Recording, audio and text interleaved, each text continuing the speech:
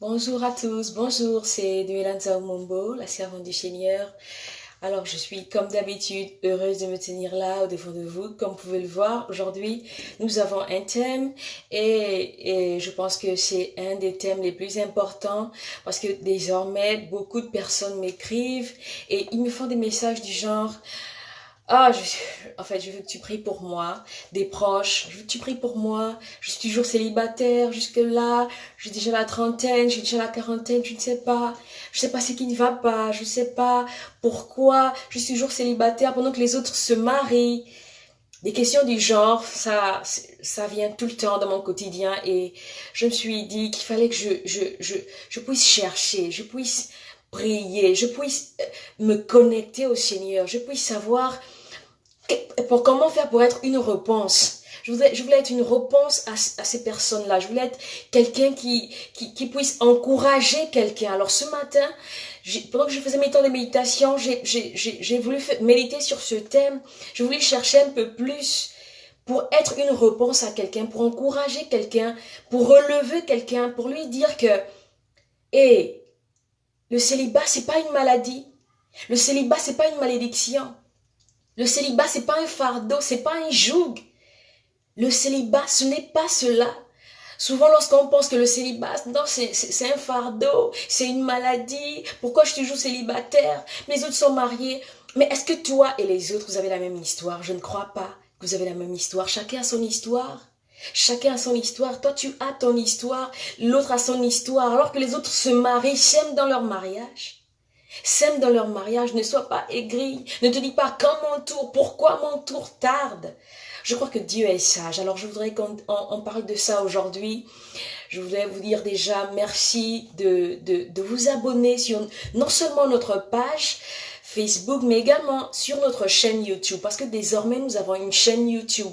Nous avons besoin de parler des sujets qui minent la femme, qui minent la société. Nous avons besoin de discuter de ces sujets, d'avoir des révélations à ce sujet, pour savoir pourquoi ça se passe, comment on devrait se positionner face à une situation X. Comment on devrait se positionner, comment on devrait partir d'un point A pour un point B.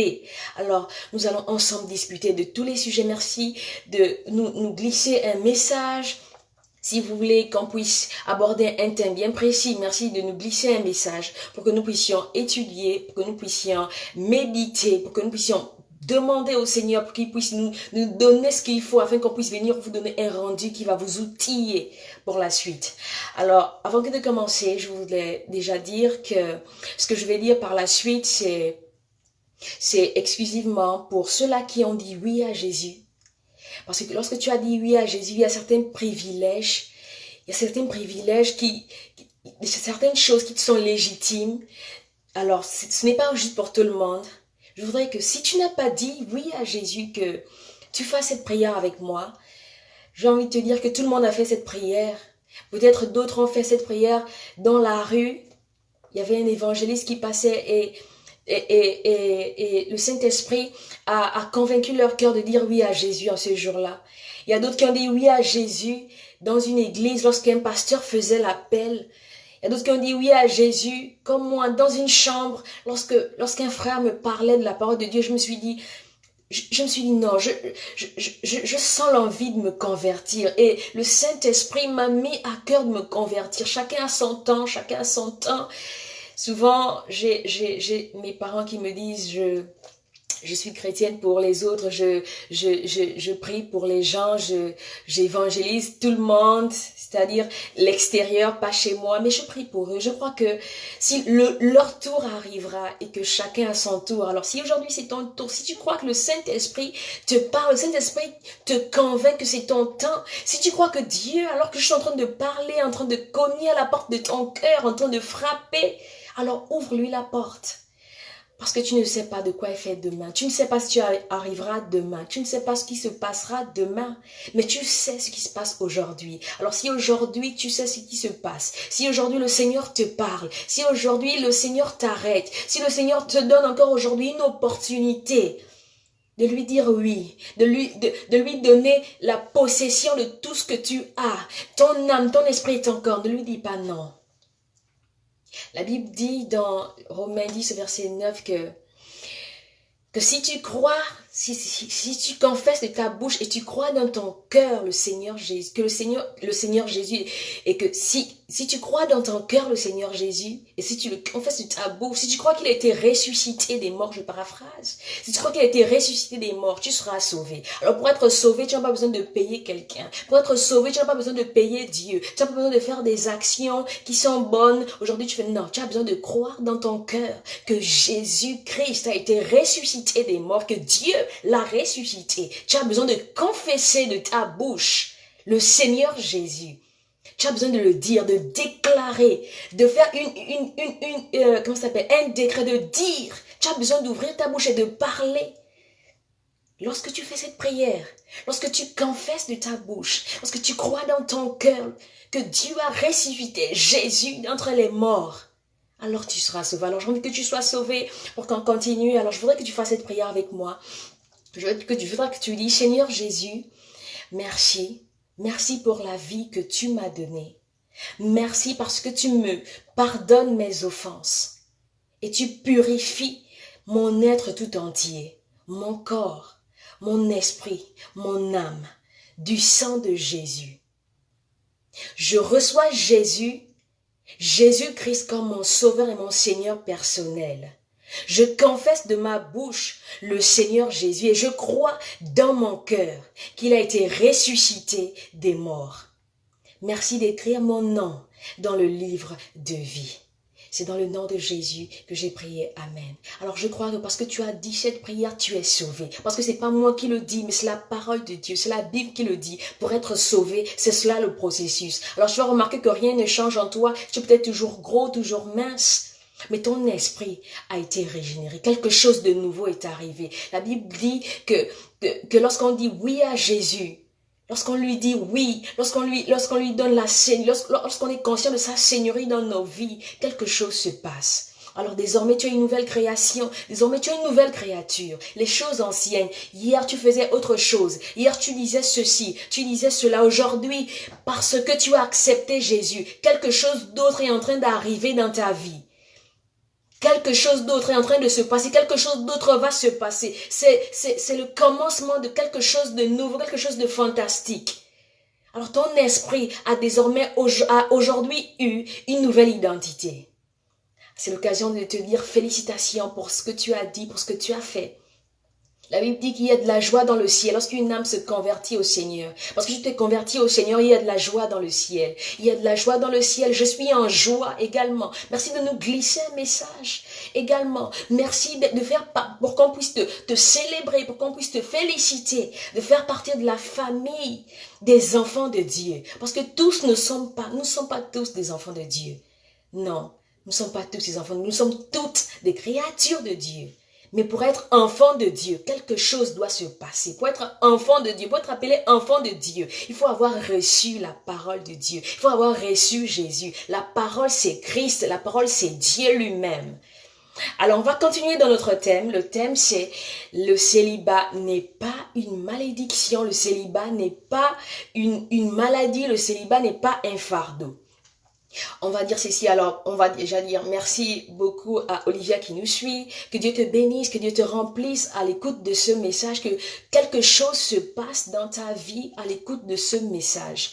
Alors le célibat n'est pas une maladie, en effet, ce n'est pas une maladie, le célibat n'est pas une malédiction. Comment les gens sont souvent de dire, non je suis maudite, pourquoi mes frères se marient, pourquoi dans ma famille il n'y a pas de mariage, pourquoi ceci, pourquoi cela, j'ai envie de te dire quelque chose. Ce qui se passe dans ta famille, ce n'est pas ce qui t'importe. Est-ce que quelqu'un est marié? Non, je ne crois pas que quelqu'un est marié. Tout le monde est célibataire. Pourquoi à un certain moment de notre vie, on se sent mal, on se dit non. Pourquoi moi? Parce qu'on commence à être influencé. On commence à être influencé parce que c'est par notre extérieur, par notre environnement. On commence à être influencé. On commence à être influencé. J'ai envie de te dire que tu ne sois pas influencé par ton extérieur, que tu ne sois pas influencé par ce qui se passe autour de toi, que rien ne t'influence, que Jésus seul soit celui-là qui t'influence véritablement. Alors, le célibat, non, ce n'est pas une malédiction. Et si tu es en Jésus, la malédiction n'a plus raison de citer. Si tu es en Jésus, alors ton nom n'est plus dans une marmite mystique, ton nom n'est plus caché quelque part, enterré quelque part. Ton nom n'est plus là-bas parce que ton nom est désormais avec Jésus. Ton nom n'est plus à cet endroit. Ce n'est pas une malédiction et la malédiction n'a pas le droit de citer. Ce n'est pas une maladie. Ce n'est pas une maladie que d'être célibataire. Pourquoi lorsqu'on est célibataire, on se dit non, je suis célibataire. C'est toi-même qui te donne de la valeur. J'ai envie de te le dire. J'ai envie de dire à un frère, à une sœur, que tu es célibataire aujourd'hui. Donne-toi de la valeur en tant que célibataire. Donne-toi de la valeur en tant que célibataire. Pourquoi tu permets que l'extérieur puisse venir t'empoisonner avec des choses, avec des... Non, mais regarde, vous étiez en train de marcher avec tel, mais aujourd'hui, regarde, elle est mariée. Regarde, aujourd'hui, il est marié. Et alors s'ils sont mariés? Et alors si elle est mariée? Et alors ne permettez pas que les gens viennent empoisonner votre vie, vous empoisonner des choses qui ne concordent pas avec ce en quoi vous croyez. C'est très subtil. Oui, tu as la trentaine. Parfois, il y a même d'autres qui ont la vingtaine. D'autres ont la vingtaine et elles disent non, mais depuis là, vraiment rien. Mais depuis rien. Mais j'ai envie de dire quelque chose. D'abord, j'ai envie de définir le célibat. J'ai pris dans le dictionnaire.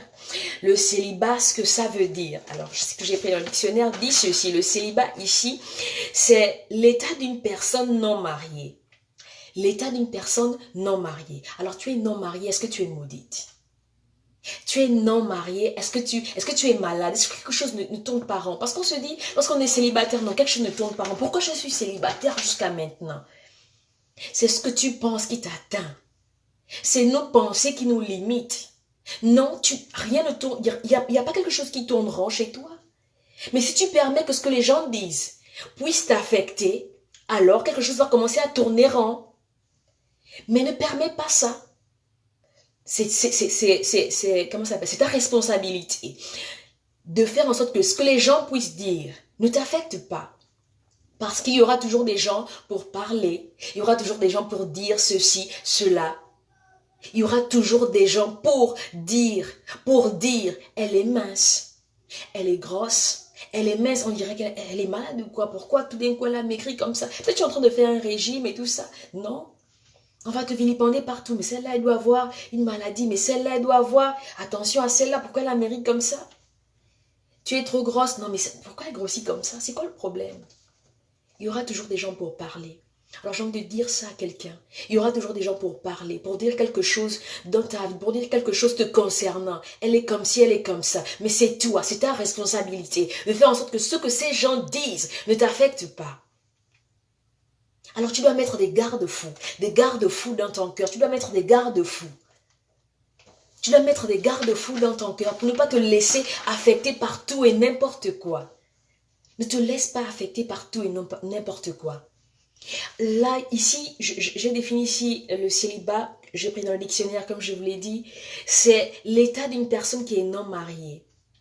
Il y a une autre définition ici qui disait aussi, c'est l'état d'un personnage ou d'une personne en âge d'être marié et qui ne l'est pas. Mais qui définit? C'est qui ça qui définit que à cet âge-là, normalement, on doit se marier? C'est la société qui définit? C'est nos mœurs, c'est nos cultures, c'est nos us et coutumes qui définissent qu'à un certain âge, on doit être marié. Et lorsque cet âge est en train de s'écouler ou je ne sais pas quoi dire, allez, tout le monde devient regardant. Pourquoi? Mais pourquoi tel? Mais pourquoi tel?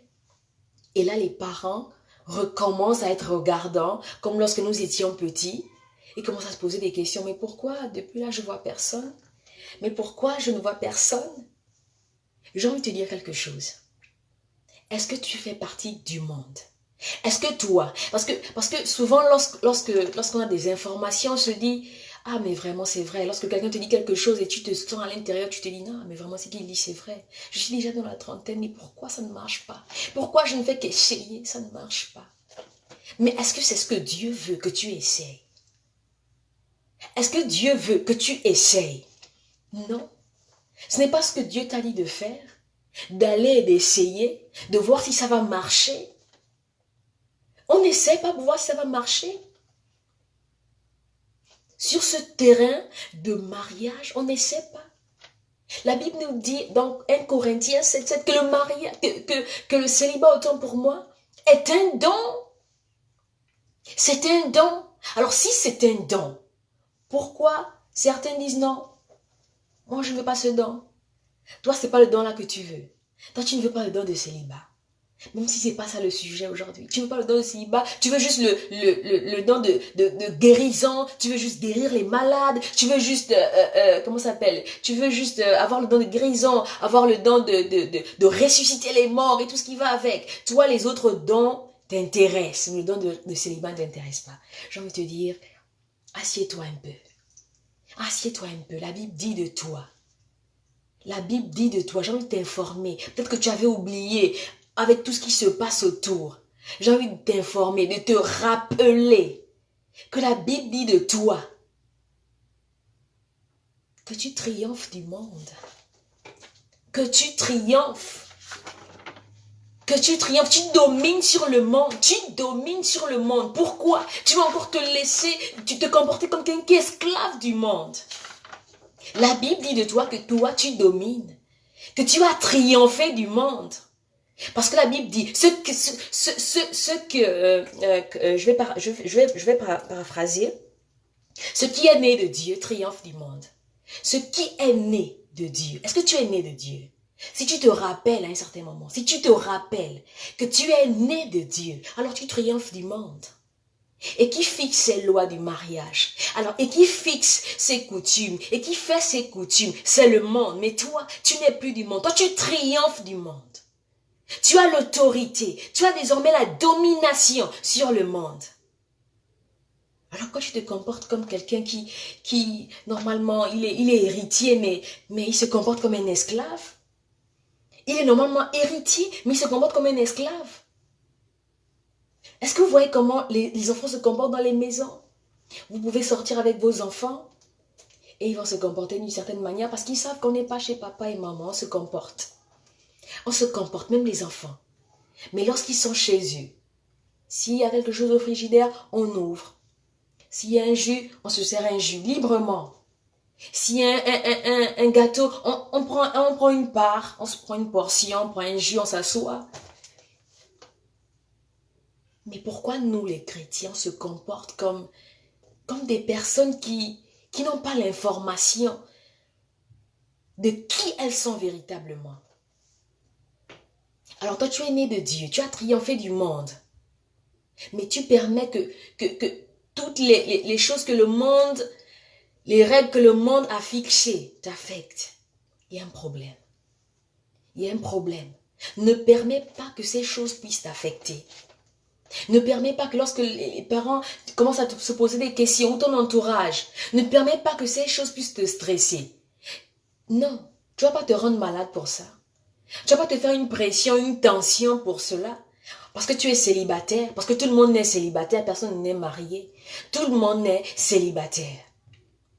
Lorsque Dieu fixe, lorsque Dieu réveille ton Adam pour les Èves, lorsque Dieu t'endort pour façonner ta Ève, tu n'as rien à dire. Pourquoi maintenant on veut questionner Dieu? Est-ce que lorsque Dieu a endormi Adam, est-ce que Adam l'a questionné? Non. Adam ne l'a pas questionné. Adam ne l'a pas questionné. Alors je ne voudrais pas que nous soyons là et on soit souvent en train de se dire non, mais je suis toujours célibataire. Non. Tu es célibataire aujourd'hui. Est-ce que tu seras célibataire demain? Ce qui est réel aujourd'hui, la réalité est différente de la vérité. La réalité est différente de la vérité. La réalité d'aujourd'hui ne sera pas la même de demain.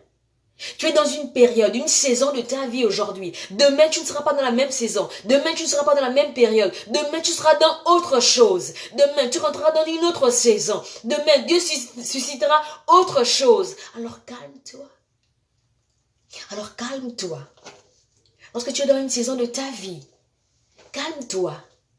Ne te dis pas aujourd'hui, pourquoi les autres comme ci, pourquoi les autres comme cela, et moi pourquoi? Non, ne te compare à personne. Ne te compare à personne. Tu n'es comme personne d'autre sur la terre. Tu peux ressembler à ton père, à ta mère. Tu n'es pas comme eux, tu es identique, tu es original. Dieu a fait une seule personne comme toi. Tu n'as pas de copie. Tu n'as pas de copie. Ça me fait du bien de penser que je n'ai pas de copie. Non, tu n'as pas de copie. Tu es seul, tu es original. Donne-toi de la valeur. Donne-toi de la valeur. Je voudrais que tu te donnes de la valeur. Que l'opinion des autres ne puisse pas t'affecter. Non, que l'opinion des autres ne t'affecte pas. Ne te laisse pas affecter parce que les gens vont dire. Tu sais, si tu veux que les gens puissent penser autrement te concernant, tu as une responsabilité. Tu as quelque chose à faire pour que les autres te voient d'une manière différente. Pour que les autres te voient d'un autre angle. Tu as besoin de te comporter d'une manière différente. J'ai envie de dire à une femme que tu n'as pas besoin de te comporter comme toutes les autres femmes qui courent après tout et n'importe quoi parce qu'elles veulent être mariées, parce qu'elles veulent être dans une maison, parce qu'elles veulent avoir une bague. Non, tu n'as pas besoin de courir. Toi, tu es une fille de Sion. Toi, tu es une fille de l'Éternel. Toi, tu attends patiemment que Adam puisse se réveiller. Tu ne pars pas et tu ne cours pas chez tout le monde parce que tu sais que lorsque tu vas courir chez tout le monde, tu vas aller t'user là-bas. Tu ne pars pas t'user. Tu ne pars pas là-bas pour aller essayer. Tu n'es pas un champ où on vient, on essaie d'abord un champ où on part et on essaie d'abord de voir si on peut défricher. Tu n'es pas ce champ qui est là-bas et qui dit non, on doit essayer de défricher pour voir si la saison là qu'on va planter, ça va pousser. Tu n'es pas un champ où on vient essayer de planter. Tu es un champ qui est en préparation. Tu es un champ que Dieu est en train de préparer, que Dieu est en train de façonner, Dieu est en train de te modeler, Dieu est en train de t'arranger, Dieu est en train de mettre les accès sur toi, que seul ton Adam va reconnaître, que seul ta Ève va reconnaître. Ce n'est pas tout le monde qui a besoin de venir placer d'abord ses empreintes et voir et tu vas te dire non, est-ce que ça passe? Non. Ce n'est pas tout le monde qui a besoin de venir placer ses empreintes. Pour voir si ça passe. Pour voir si est-ce que je peux d'abord exploiter ce champ. Je veux d'abord voir quelques années si ça passe. Non. J'ai envie de dire à quelqu'un, tu n'as pas besoin de te rendre malheureux ou malheureuse. Parce que tu es dans la trentaine et tu n'as personne. Non, tu n'as pas besoin de te rendre malheureux. Est-ce que tu ne sais pas que tu es célibataire et un célibataire a le droit d'être épanoui? Tu as le droit d'être épanoui. Tu es célibataire. Tu n'es pas encore marié. Tu n'as pas encore une autre autorité au-dessus de toi si ce n'est Dieu. Tu n'as pas une autre autorité. Tu n'as pas une autre. Tu peux faire ce que tu veux. Tu peux faire ce que tu veux. Comme tu l'entends, comme tu le veux. Sans qu'on te dise quoi que ce soit. Alors j'ai envie de lire quelque chose. J'ai envie de lire un passage ici. La Bible dit dans 1 Corinthiens au verset 11. Au verset 11. Au chapitre 3, je veux cependant que vous sachiez que Christ est le chef de tout homme, que l'homme est le chef de la femme et que la femme est le chef et que Dieu est le chef de Christ. Yeah. Dieu est le chef de Christ. 1 Corinthiens 7 au verset 34 dit ceci, la femme qui n'est point mariée et la vierge, il y a une différence. La vierge ici, voilà comme toi qui es célibataire. Il y a une différence. Il y a une différence. La vierge s'occupe des choses qui sont du Seigneur pour être sainte, pour être chaste de corps et d'esprit. Mais celle qui est mariée a soin aux choses du monde. Comment elle plaira à son mari? Comment elle plaira à son mari? Donc en dehors de Dieu, celle qui est mariée, elle doit plaire à son mari. Et Dieu il n'est pas fâché. Dieu il est au courant de ça, il sait. Dieu sait que désormais la femme là, elle a une autre autorité. Dieu sait qu'elle a un chef aussi. Que son chef, c'est son mari. Alors toi tu es là. Tu n'as pas de chef. Tu n'as personne. Mais tu te dis non, je suis malheureuse. Pourquoi? Parce que tu confonds être célibataire à être solitaire. Mon frère, ma soeur, je viens de te dire qu'il y a une différence. Être célibataire, c'est pas être solitaire. Il y a beaucoup de personnes, lorsqu'elles sont célibataires, elles se disent, il faut que je me marie. Soit parce qu'elles sont peut-être fauchées, ou elles se disent, non, j'ai peut-être besoin que quelqu'un puisse me sponsoriser, il faut que je me marie, que je trouve quelqu'un qui va me sponsoriser peut-être dans mes études, qui va me sponsoriser peut-être dans des affaires, qui va me propulser, qui va faire ceci. Il y a d'autres qui se disent, non, je suis incomplet, je suis incomplète. J'ai besoin de me mettre avec quelqu'un qui va me compléter. Tu as besoin de te mettre avec quelqu'un qui va te compléter. J'ai envie de t'annoncer que tu n'es pas incomplet. Qui t'a dit que tu étais incomplet? Et que tu as besoin de quelqu'un pour te compléter? Qui t'a dit que le mariage, c'est on se complète? Souvent, c'est des affirmations comme ça, c'est des choses avec lesquelles nous avons grandi, qui font en sorte que lorsqu'on est à un certain âge, on se dit, ah, je me sens tellement seule, j'ai besoin que quelqu'un puisse me compléter, j'ai besoin que quelqu'un puisse. Vraiment? J'ai envie de te dire que tu es célibataire et tu es une personne à part entière. Tu n'as besoin de personne pour te compléter. Parce que le mariage, on ne vient pas et puis tu vas venir me compléter parce qu'il me manque ceci. Il ne te manque rien du tout. C'est ce qui fait en sorte qu'on puisse chercher quelqu'un parce qu'on se dit, non, il me manque ceci, il y a quelque chose qui me manque. Je sens qu'il y a quelque chose qui me manque. Qu'est-ce qui te manque? Qu'est-ce qui te manque véritablement? Est-ce que tu penses qu'il y a vraiment quelque chose qui te manque? Parce que si tu penses à quelque chose qui te manque, lorsque tu vas te marier, ce sera pour une raison qui ne sera pas bonne. Et peut-être que tu vas te marier avec la mauvaise personne. Et c'est ce qui conduit à tout sauf ce qui est bien. Tout sauf ce qui est bien. Le célibat est un don. Le célibat est un don. C'est une bénédiction. Tu es en préparation. Tu es en préparation. Ton champ est en préparation. Peut-être que tu es encore orgueilleux.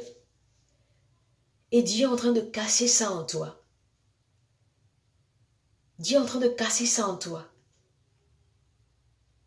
On ne se marie pas avec quelqu'un parce qu'on veut une position.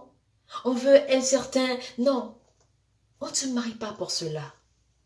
Tu es célibataire. Tu as besoin d'être célibataire et épanoui. Tu n'as pas besoin de te sentir mal parce que tu es au milieu des personnes qui sont mariées. Ces personnes qui sont mariées sont tes frères, sont tes amis. Tu te sens mal, pourquoi? Parce que pour toi, être célibataire, c'est mauvais. Être célibataire, c'est bizarre. Être célibataire, ça a une mauvaise connotation.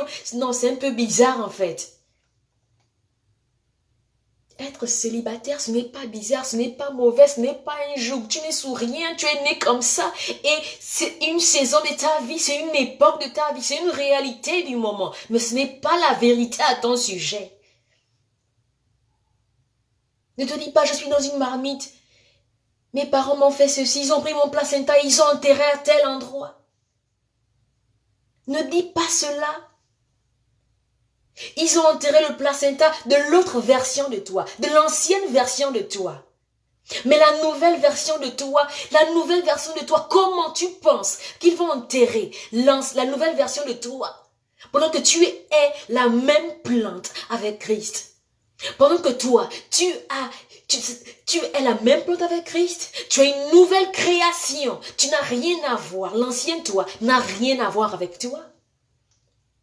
L'ancien toi était un violeur. L'ancien toi était une prostituée. L'ancien toi était embrigadé. L'ancien toi était enchaîné. L'ancien toi était aveuglé. L'ancien toi était en esclavage. L'ancien toi était quelque part. Mais la nouvelle version de toi, j'ai envie de te dire que la nouvelle version de toi est tout autre sauf ce dont tout le monde veut te faire croire que c'est la vérité. La nouvelle version de toi est en Christ Jésus. Et en Christ Jésus, nous jouissons de certains privilèges. Et ces privilèges désormais, tu as besoin de jouir de ces privilèges désormais. Tu n'as pas besoin d'aller te mettre quelque part où on va d'abord essayer. Non, j'ai beaucoup de prétendants en ce moment-là, je ne sais même pas qui choisir et tout ça. Mais il y a même quelqu'un non, moi j'aime bien quelqu'un, mais il est encore fauché, il est encore en famille et tout ça. Pendant qu'il y a d'autres, ils travaillent déjà, il y a des banquiers, il y a des comptables, il y a des, mais... Donc, tu as envie de choisir quelqu'un à cause d'une position. Si tu es une femme de vision, si tu es un homme de vision, tu sauras que ce qui est bien pour toi, c'est ce que Dieu a prévu pour toi. C'est ce que Dieu a prédestiné d'avance pour toi. Et pour entendre Dieu, On ne doit pas être dans tous les sens. Si tu es dans tous les sens, tu n'entendras pas Dieu. Si tu es en train de questionner Dieu, mais Seigneur, pourquoi? Mais Seigneur, pourquoi? Dieu ne va pas venir s'asseoir et répondre à toutes tes questions comme si c'était ton enfant. Non, il ne viendra pas répondre à cela. Et tu vas passer à côté de ce qu'il a envie de faire. Et tu vas rester là pendant longtemps parce que tu n'auras pas appris ce qu'il a voulu t'apprendre à cette époque, à cette saison de ta vie. Tu n'auras pas appris cela. Et tu vas passer à beaucoup plus de temps. Mais si tu as envie de passer à autre chose, si tu as envie de passer à une autre saison, en Christ, on ne saute pas les classes. En Christ, il n'y a pas le professeur le professeur de rattrapage. Tu ne peux pas te rattraper en Christ. Que non, je n'ai pas fait ce devoir-là à telle date, je vais le faire à une autre date. Non. On ne saute pas les classes. Ce que tu dois apprendre là, tu dois l'apprendre là. Tant que tu n'as pas appris cela, tu ne passeras pas à autre chose. Tu n'iras pas à une autre dimension. Tu vas prier, jeûner. Seigneur, une autre dimension de toi. Tu n'iras nulle part. Tu n'iras nulle part. Tu n'iras pas à une autre dimension tant que tu n'auras pas laissé le Seigneur te briser. Tu n'auras pas une autre dimension tant que tu n'auras pas laissé le Seigneur te parler, laisser le Seigneur t'enseigner, laisser le Seigneur te construire, laisser le Seigneur agir en toi. Tant que tu n'auras pas donné à Christ la totalité de toi, il ne fera pas quelque chose. C'est-à-dire que tu n'iras nulle part. Tu n'iras nulle part. Alors ne te comporte pas comme une personne qui ne connaît pas ses droits. Ne te comporte pas comme quelqu'un qui ne connaît pas ses droits. Ta nouvelle identité, la nouvelle version de toi, en Christ Jésus, jouit de plusieurs privilèges. Souvent, lorsqu'on dit, tu dis à un ami avec qui tu étais peut-être au lycée, que tu es devenu chrétien, ah bon? Ah, mais c'est vraiment, hein, tu es devenu chrétien jeune comme ça? Et ils ne comprennent pas, ils se disent, non, mais tu allais peut-être t'emprisonner dans quelque chose. Mais ils ne savent pas qu'en Christ, il y a la vérité, qu'en Christ, on s'amuse, qu'en Christ, on peut jouir de certains biens que d'autres n'ont pas. Oui, le soleil se lève et il brille et tout le monde voit le soleil briller. Oui, le soleil brille. Certains ont des maisons qui n'ont pas de climatisation. Toi, tu as une maison qui est climatisée. Le soleil brille, le soleil chauffe dehors, mais toi, tu es dans une maison qui est climatisée. L'autre est dans une maison en planche, en terre battue. L'autre est sous un pont. L'autre est sous un échangeur. Le soleil brille. Le soleil brille. Alors, j'ai envie de dire à quelqu'un que tu n'as pas besoin de te mettre dans une relation qui est entre parenthèses. Tu n'as pas besoin de te mettre dans une relation qui est entre parenthèses parce que tu es en train de te presser, parce que tu es en train de sentir que là, mon âge est en train de s'écouler. Non, la trentaine est en train de passer. Je suis déjà à 38 ans, 39 ans. Non. Tu n'as pas besoin de te mettre dans une relation qui est entre parenthèses avec quelqu'un qui est juste, quelqu'un qui est peu sérieux. Et tu sais que cette personne n'est pas sérieuse avec toi. Et tu sais que cette personne ne t'amènera nulle part. Et tu sais que cette personne ne voit pas un avenir à deux. Lorsque vous discutez, lorsque vous parlez, il parle de moi. Il dit moi. Il ne dit jamais nous. J'ai envie de te mettre avec quelqu'un comme ça. J'ai envie de te dire que Adam est en train de dormir. On est en train de te façonner. Mais lorsqu'on est en train de te façonner, tu as une conduite. Il y a une conduite à tenir. Tu ne peux pas juste être comme tout le monde. On est en train de te façonner. Dieu est en train de déposer des choses en toi. Tu as besoin d'être dans une attitude de réception, dans une attitude d'obéissance, dans une attitude de chasteté. Je reviens à cela. Celles qui disent souvent elles sont célibataires. Non, je suis célibataire. Mais elles sont célibataires, entre guillemets, en train d'être essayées quelque part. Parce que quelqu'un a besoin de les essayer, elles se disent non, on ne sait jamais. Mais si toi-même tu ne te donnes pas de la valeur, personne ne te donnera de la valeur.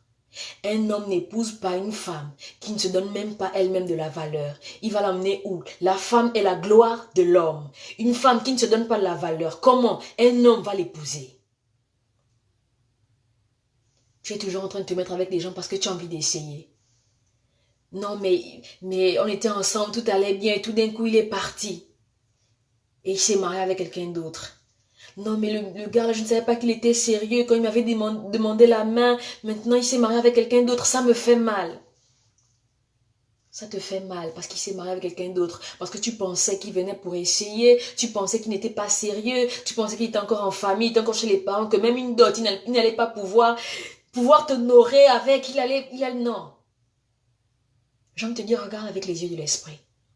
Dans toute cette agitation, dans toute cette pression, tu as besoin de te calmer, de t'asseoir et de dire, Seigneur, je compte sur toi.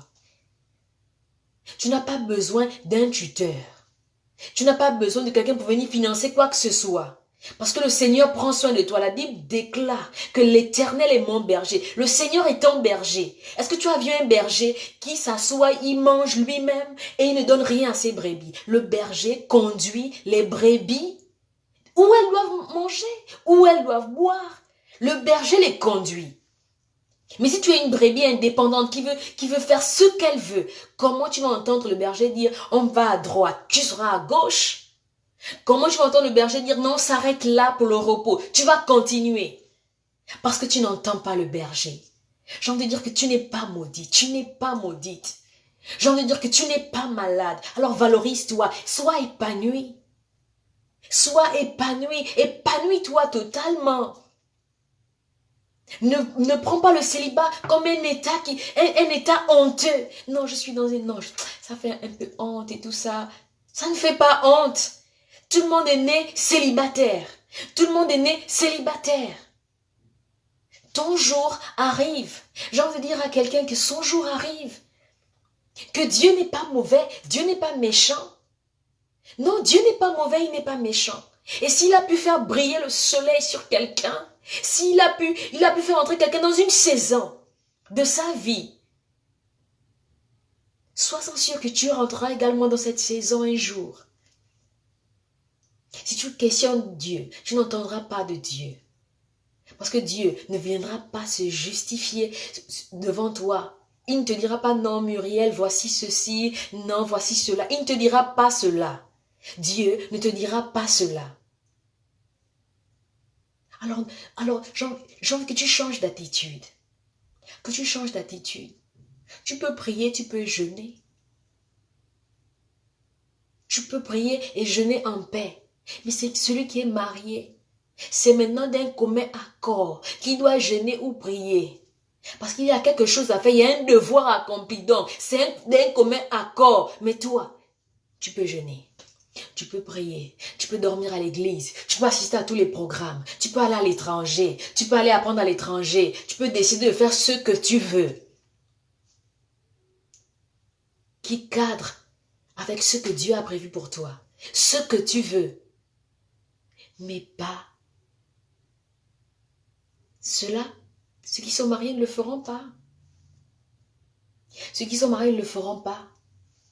Ils n'ont pas toute cette liberté de faire ce qu'ils veulent, d'aller où ils veulent, de vouloir aller dans un restaurant. Je suis fatiguée, je n'ai pas envie de préparer. Tu vas dans un restaurant et tu vas manger. Ils n'ont pas cette possibilité de le faire. Ils n'ont pas cette possibilité de dire qu'ils viennent à la maison, ils sont fatigués tellement ils ont travaillé, ils sont fatigués, ils sont stressés, ils n'ont pas envie de préparer, ils n'ont pas envie d'arranger la maison, ils s'allongent. Ils ne peuvent pas le faire. Alors j'ai envie de dire à quelqu'un que tu es célibataire. Oui, tu es célibataire. Tu n'es pas solitaire. Tu n'es pas solitaire. Être célibataire, être solitaire, c'est différent. Ne te sens pas seul, ne te sens pas seul au point où tu te dis non, j'ai besoin que quelqu'un soit mon complément, que quelqu'un puisse, que je puisse me compléter avec quelqu'un. Non, tu n'as pas besoin de ça. Tu es complet, tu es complète. Tu es complet, tu es complète. Lorsque Dieu préparait Ève, Adam était endormi.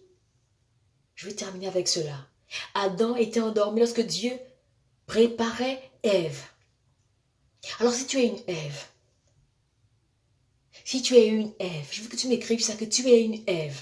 Si tu penses que tu es une Ève, que que Dieu est en train de te préparer, que Dieu est en train de te modeler. Je veux que tu m'écrives ça, que je suis une Ève, que Dieu est en train de te modeler, Dieu est en train de te façonner, Dieu est en train de te donner tous les accès pour que Ève puisse te reconnaître. Parce que Dieu n'a pas pris 3 côtes de Ève. Il a dit, bon, je vais d'abord faire Ève, je vais faire Eva, je vais faire Muriel. Non, il n'y avait pas tout ça. Il a pris Ève seule. Il a fait Ève seule. Et lorsque Adam s'est réveillé, il a dit, ça c'est l'os de mes os et la chair de ma chair. Il n'a pas dit, ça c'est la chair et moi je suis l'os. Et donc la chair et l'os se mettent ensemble pour se compléter. Non, c'est l'os de mes os, la chair de ma chair. C'est là avec qui je fais fusion. Le mariage, ce n'est pas le fait de se compléter. On ne se complète pas dans le mariage en fusion. On devient une seule personne. Une seule personne. C'est dommage qu'il y a beaucoup de personnes qui sont mariées, qui sont 2 personnes dans une maison. Elles sont 2 personnes. Alors je voudrais qu'on lise ce verset de Genèse. Je voudrais qu'on lise ce verset de Genèse pour que vous ne dites pas que je suis en train de dire quelque chose qui n'est pas dans la Bible. Alors Genèse 2 au verset 23 dit ceci. Voici cette fois celle qui est os de mes os et chair de ma chair. Le verset 24 dit, c'est pourquoi l'homme quittera son père et sa mère et s'attachera à sa femme et ils deviendront une seule chair.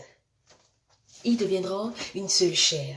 Alors si tu es une Ève et tu sais que ton Adam est en train de dormir, tu vas te comporter d'une manière différente après avoir écouté ce message. Tu ne vas pas te sentir complexé lorsque tu seras avec les gens qui sont mariés. Tu ne vas pas te sentir mal parce que le mariage de ta petite soeur est en train de se faire. Tu ne vas pas dire non, moi je suis l'oncle, je suis le grand frère, je suis la grande sœur. Pourquoi je ne suis pas encore mariée? Qu'est-ce qu'ils veulent montrer ces chrétiens? Non, tu sauras que ton jour est en train d'arriver. Tu sauras que Dieu est en train de te préparer. Tu sauras que tu es un champ en préparation. Tu es un champ, Dieu est en train de te préparer. Dieu est en train de déposer tout ce dont tu auras besoin pour rentrer dans. Donc tu ne t'inquiètes pas. Tu ne t'inquiètes pas que l'âge est en train de passer. Tu ne t'inquiètes pas comment dire, des anciens prétendants qui t'ont demandé la main et qui se sont déjà mariés. Aujourd'hui, tu es au courant qu'ils sont mariés. Ça ne te fera rien du tout parce que tu sais que si tu ne t'es pas marié à ce temps-là avec ces gens, c'est que Dieu a préparé quelqu'un pour toi et cette personne n'est pas encore arrivée. Cette personne est encore en train d'être préparée. Ta Ève est encore en train d'être façonnée. Ta Ève est encore en train d'être préparée. Alors, tu ne peux pas avoir les yeux pour voir toutes les personnes, toutes les femmes. Non, tu ne peux pas aller essayer. Tu ne peux pas aller voir si ça va marcher. Parce que tu sais que ta Ève est en préparation. Ta Ève est en préparation. Ta Ève est en préparation. Ton Adam est endormi et Dieu est en train de lui donner l'instruction de comment il va te traiter. Ne pars pas et tu vas aller chez quelqu'un et tous les jours ce sera juste la guerre et tous les jours ce sera la mauvaise humeur. Parce que vous savez le mariage.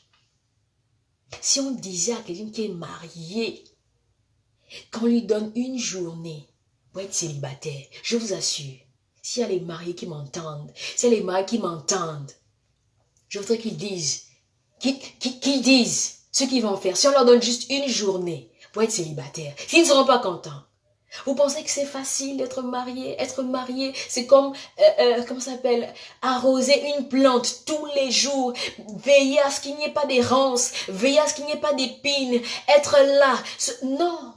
Tu dois arroser la plante. La plante doit pousser. Pour que la plante pousse, il y a un processus. Il y a un processus.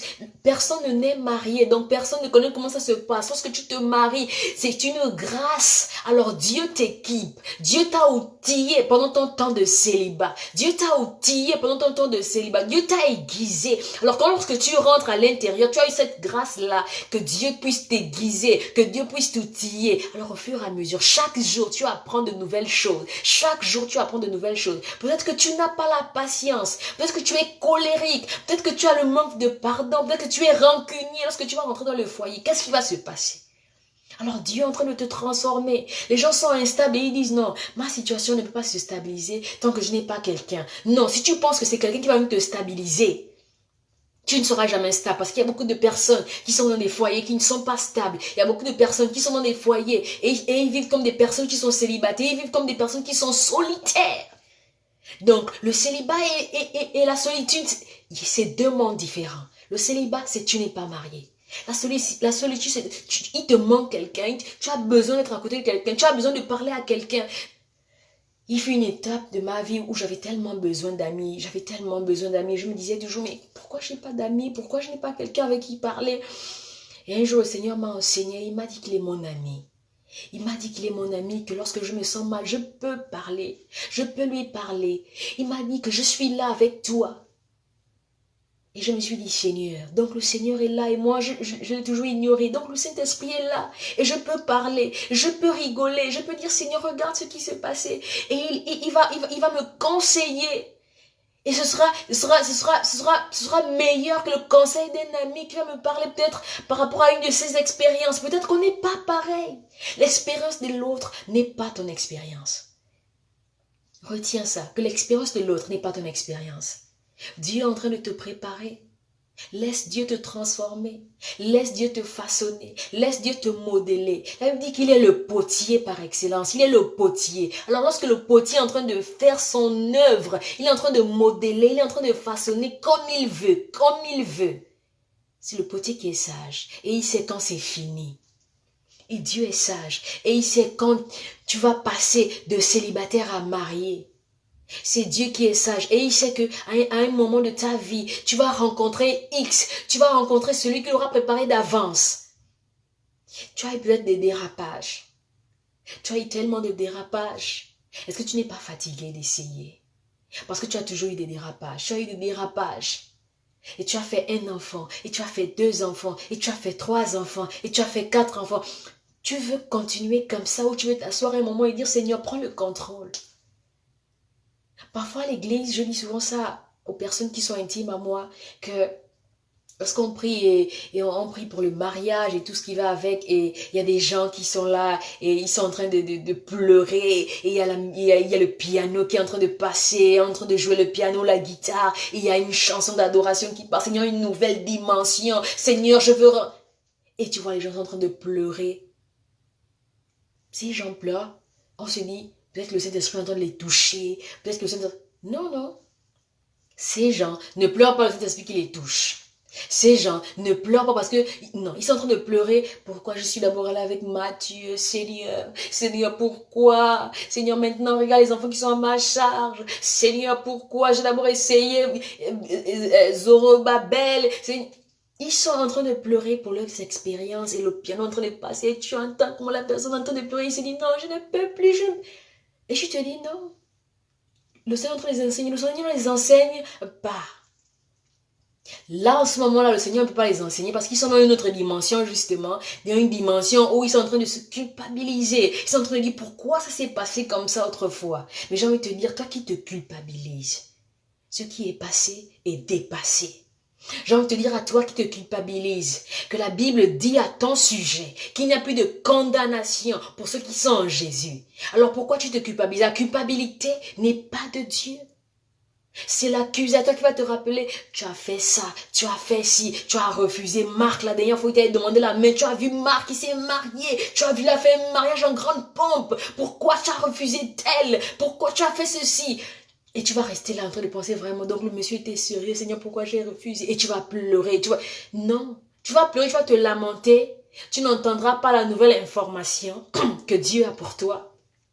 C'est dans le calme que Dieu t'enseigne. J'ai envie de dire à quelqu'un quelque chose que, vous savez, la solitude, souvent on est là, on se dit, non, il faut que je sois entouré des gens, et on se dit, je dois être entouré des gens, mais parfois, c'est bien d'être calme, d'être seul. Lorsque Jésus voulait prier, il se retirait de ses disciples. Il les laissait à un endroit, il se retirait. Lorsqu'on prie, la Bible nous exhorte de nous retirer. Donc de quitter de tout ce qui est pression, de tout ce qui est familier, de tout ce qui peut nous donner envie de penser autrement pour nous adresser à Dieu. Donc Dieu, il est sage. Lorsqu'il permet que tu sois seul un temps, lorsqu'il permet, il casse certaines choses, certaines relations, il casse certains comportements. C'est parce qu'il veut t'amener justement à cette nouvelle dimension. Mais toi, tu ne vois pas ça, tu veux t'accrocher à hier. J'ai envie de te dire de ne t'accroche pas à l'ancienne version de toi. Accroche-toi à la nouvelle version de toi. La nouvelle version de toi est comme Christ. Tel Christ est, tel tu es. La nouvelle version de toi est comme Christ. Alors accroche-toi à elle. Accroche-toi à elle. Ne t'accroche pas à l'ancienne version de toi. Tu n'es pas ce que tu as été hier. Et Dieu ne peut pas te donner, ne peut pas t'emmener dans un état où tu vas tellement regretter ce que tu as eu hier parce que ce que tu as eu hier était la meilleure des choses que tu n'as jamais eues. Non. S'il a fermé cette porte, s'il a fermé ces portes, c'est qu'il y a des portes plus grandes qui vont s'ouvrir. Oui, tu étais dans un foyer, et c'était peut-être un foyer polygame, et c'était des guerres, ici, ceci, mais le monsieur s'occupait tellement bien de toi, il s'occupait tellement bien de ta famille, et lorsque tu es revenu à la maison familiale, on se dit, celle-là, elle a vraiment pourtant quelqu'un de bien, mais elle est rentrée. Oui, je suis rentrée. Je suis rentrée parce que ce n'était pas ce que Dieu avait prévu pour moi. Parce que lorsqu'il y a maintenant autre chose que ce que Dieu a prévu, ça devient un désordre. Dieu n'a pas prévu qu'il puisse avoir Ève, Eva, qu'il puisse avoir... Non, il a dit, il y a Ève, il y a Ève, il y a Ève seule. Et lorsque Adam l'a vu, il l'a reconnu. Ça veut dire que lui, là, s'il n'a pas su me reconnaître, je ne peux pas rester dans cet endroit. Je ne peux pas rester dans ce foyer où je suis dans un endroit qui ne me sied pas. J'attends celui que Dieu a prévu pour moi. Je veux qu'il y ait des femmes courageuses qui disent j'attends ce que Dieu a prévu pour moi et je ne me laisse plus aller essayer. Je ne me laisse plus essayer. Je ne suis pas comment ça s'appelle, une clé passe. Je ne suis pas une clé passe où je dois d'abord passer partout avant de trouver quelqu'un. Non, je suis original. Je suis unique. Celui qui a mes informations saura me reconnaître. Ton Adam saura te reconnaître lorsqu'il va se réveiller. Ton Adam, ses yeux sont fermés, il ne verra aucune personne, il ne verra personne. Il te verra toi seul. Il reconnaîtra en toi l'os de ses os, la chair de sa chair, celle avec qui il doit fusionner. Pas celle avec qui il doit se compléter. Celui qui veut être là pour venir te compléter, refuse. J'ai envie de dire ça à quelqu'un. Refuse celui qui doit te compléter. Tu n'as pas besoin de te compléter à qui que ce soit parce que tu es complet. Tu es complète. Alors lorsqu'on est en train d'attendre celui que Dieu a préparé pour nous, ou celle que Dieu a préparée pour nous, on fait confiance à Dieu. On fait confiance à Dieu. Parce qu'on sait que Dieu est sage. Dieu est le potier par excellence. Ce qu'il a prévu pour moi va se réaliser. Où il a prévu de me faire entrer, j'entrerai. Je n'ai pas besoin d'aller de prendre des raccourcis. Je n'ai pas besoin de prendre les pistes de chat. J'ai besoin de prendre les autoroutes. J'ai besoin d'attendre parce que le Seigneur va me faire prendre les autoroutes. Il ne va pas me faire passer par les pistes de chat, par derrière les fenêtres. Je vais directement passer par la porte directement familiale. Tout le monde va me reconnaître. Tout le monde saura que oui, effectivement, voilà. L'os de notre frère, la chair de notre frère. Voilà celle qu'il a su reconnaître. Dans le moment de célibat, attendez patiemment. Attends patiemment que Dieu emmène vers toi celui qui a tous les accès. Ne pars pas chez celui qui peut juste d'abord faire entrer et puis lorsque la clé tourne comme ça, non, c'est pas lui. Non, ne pars pas essayer. Ne pars pas te faire essayer. Donne-toi de la valeur, sois épanoui. Oui, tu es célibataire et sois épanoui. Dis-le haut et fort à qui veut l'entendre que ton Adam ne s'est pas encore réveillé. C'est pourquoi je suis dans cette situation. Crois-le fermement dans ton cœur. Ne le dis pas juste, mais vis-le. Vis-le. Lorsque quelqu'un se marie, sème. Sème dans sa vie. Sème dans sa vie.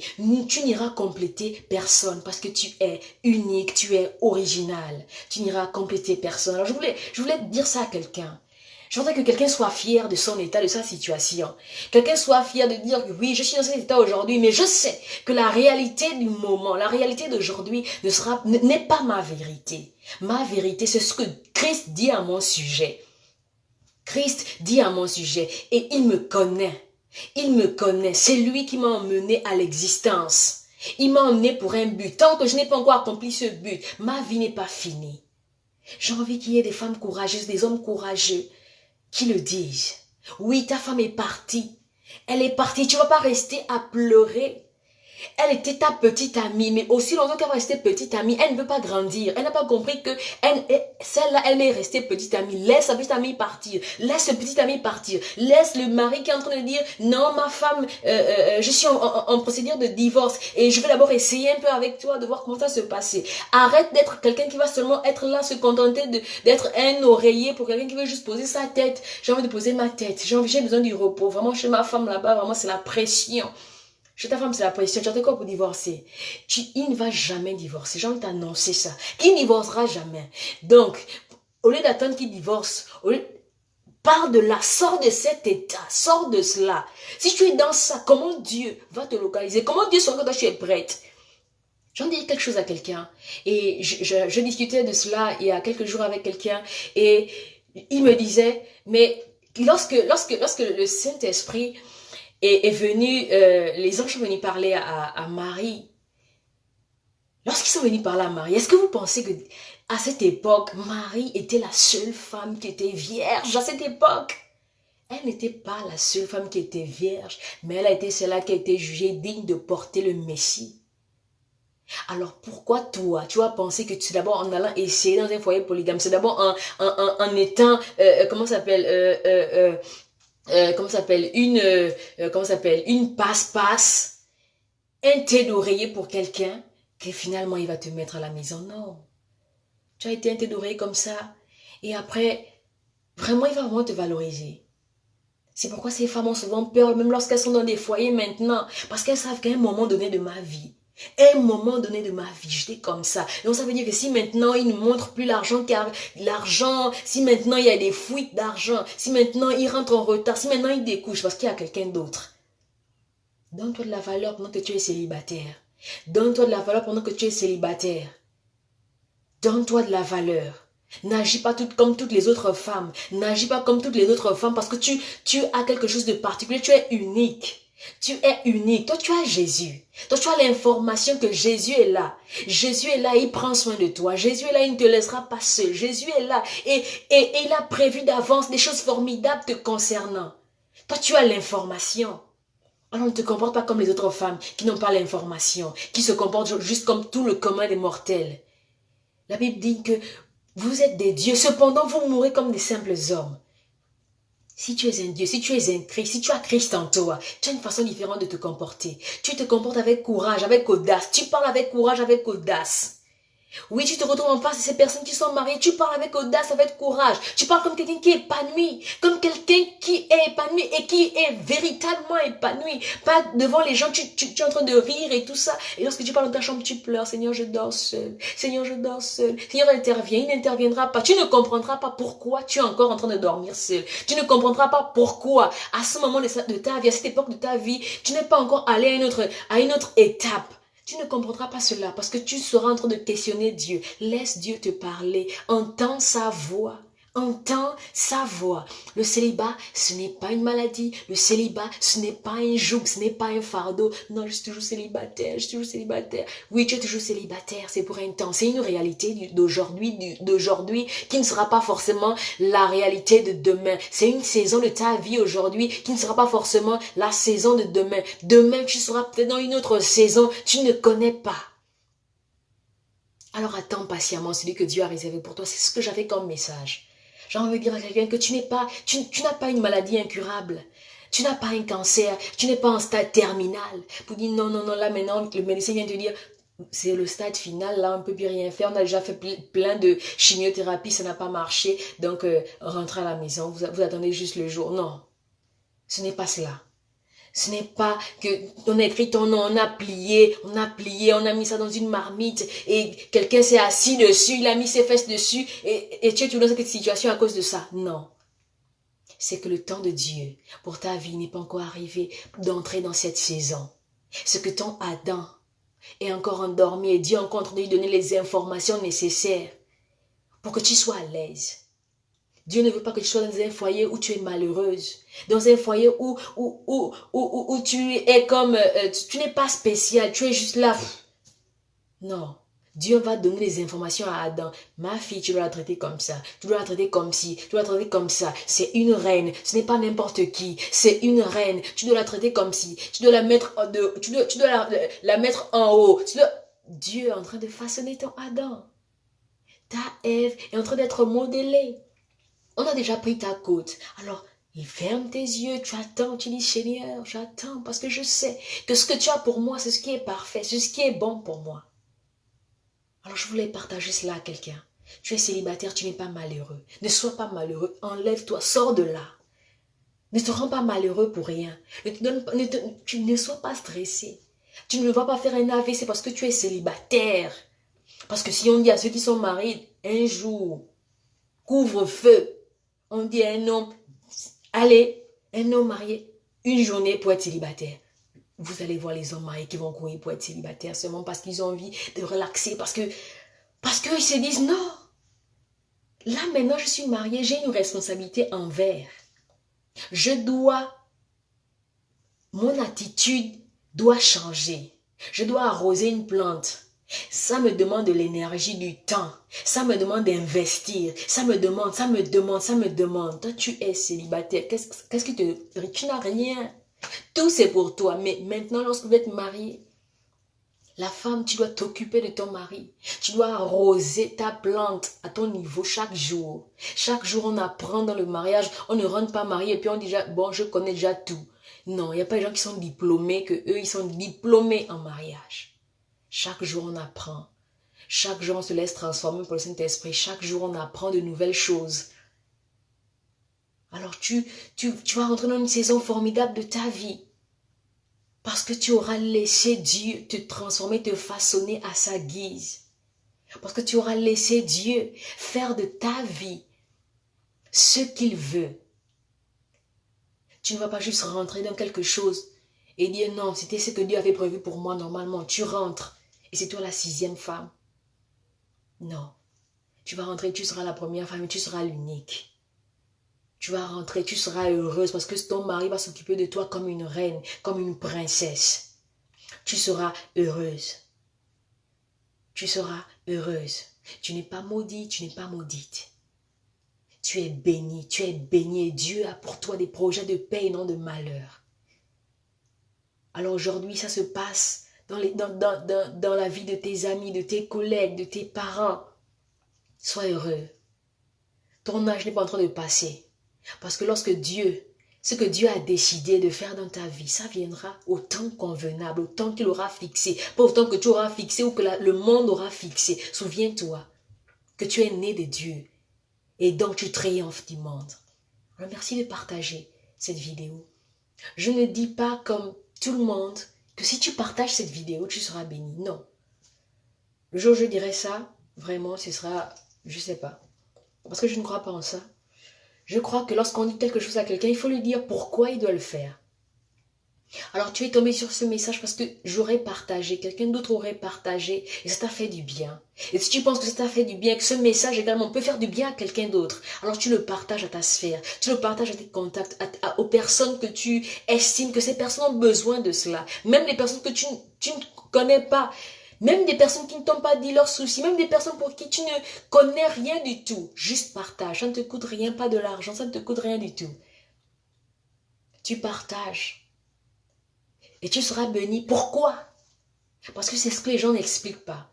Quand on dit juste, si tu partages ce message à 10 personnes ou dans 10 groupes, tu seras béni.